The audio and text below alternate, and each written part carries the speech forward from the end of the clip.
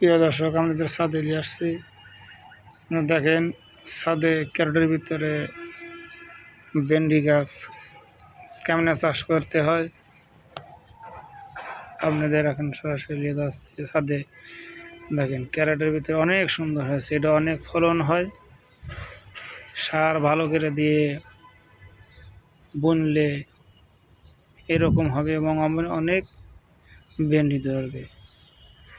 নিয়ে যাচ্ছে এখন পেয়ারা গাছের খাওয়া শেষ হলে এরকম কেটে দিলে এরকম কুশি বেরোবে, এর লগে অনেক পেয়ারা ধরবে।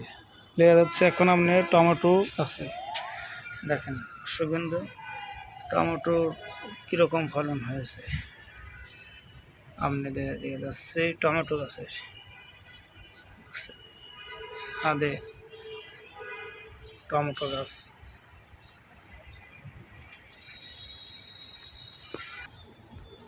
এবার লেগে যাচ্ছে লেবু গাছ।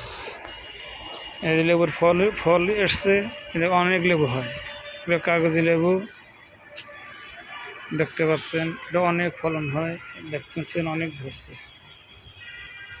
এই দেখছি দর্শক, আপনার এখন দিয়ে যাচ্ছে কদু গাছে। দেখেন কদু কীভাবে ধরছে। এভাবেই ভালো ফলন হতে হলে সার গোবর শুকায়া সেরকম করে দিলে আপনারা ভালো ফলন পাবেন।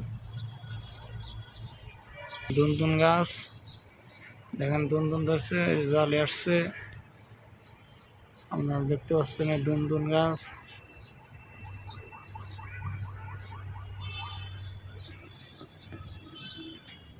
ক্যারেটের ভিতরে যে বোনা হয়েছে জালি গাছে বুনলে এরকম করে বুনলে সার জৈব সার গোবর শুকায় দিলে অনেক ভালো হবে। এবার দেখতে পাচ্ছেন ফুল গাছ, অনেকটি ফুল গাছ ভালো গোবর সার দিয়ে। এবার যাচ্ছে আপনাদের কলা গাছ। এই দেখেন টবের ভিতরে গোবর সার দিয়ে দিলে এরকম করে কলা গাছ উৎপাদন হবে, এতে অনেক ফলন হবে। এবার নিয়ে যাচ্ছি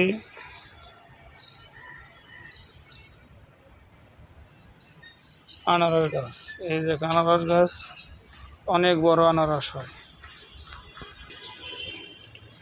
পেয়ারা গাছ দেখেন, এই পেয়ারা গাছ শেষ হলে এরকম করে কেটে দিলে এতে অনেক পেয়ারা ধরবে। এবার যাচ্ছি ড্রাগন গাছ।